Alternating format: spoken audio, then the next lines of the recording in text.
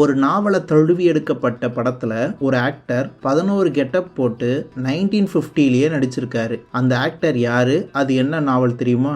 1950ல modern theatres TR. Sundaram அவர்கள் தயாரித்து அவர்களே இயக்கிய படம் தான் திகம்பர சாமியார். இந்த படம் வடுவூர் துரைசாமி ஐயங்கார் எழுதிய திகம்பர சாமியார் என்ற நாவலை தழுவி எடுக்கப்பட்ட படம். நாவலை தழுவி எடுக்கப்பட்டிருக்கு, அப்பனா சுமாரா தான் இருக்கும்னு நினைக்காதீங்க. இந்த படம் வணிக ரீதியாகவும் விமர்சன ரீதியாகவும் வெற்றி பெற்ற படம் தான். சட்டவிரோதமான செயல்களில் ஈடுபடுற ஒரு நேர்மையற்ற வக்கீலோட செயல்களை எல்லார் முன்னாடியும் அம்பலப்படுத்தணும்னு ஹீரோ எடுக்கிற முயற்சிகள் தான் இந்த மூவியோட கதை. இந்த மூவியோட ஹீரோ வில்லத்தனத்துல நம்மளை மிரட்டின எம்.என். நம்பியார் அவர்கள் தான். எம்.என். நம்பியார் அவர்கள் 11 விதமான கெட்டப்புகளை போட்டு இந்த படத்துல நடிச்சிருக்காரு. எம்.என். நம்பியார் அவர்களோட கேரக்டர் நேம் சொக்கலிங்க பிள்ளை. இவர் பலவிதமான வேஷங்கள் போட்டு எப்படி எஸ்.எஸ். சட்டநாதன் பிள்ளை கேரக்டர் பண்ற சட்டவிரோதமான செயல்களை வெளிக்கொண்டு வராரு அப்படின்றத நோக்கி தான் கதை நகரும். திருவிதாங்கூர் சகோதரிகள்னு அழைக்கப்பட்ட இந்திய சினிமாவின் புகழ்பெற்ற நடிகைகள் மற்றும் நடன கலைஞர்கள் தான் லலிதா, பத்மினி மற்றும் ராகினி.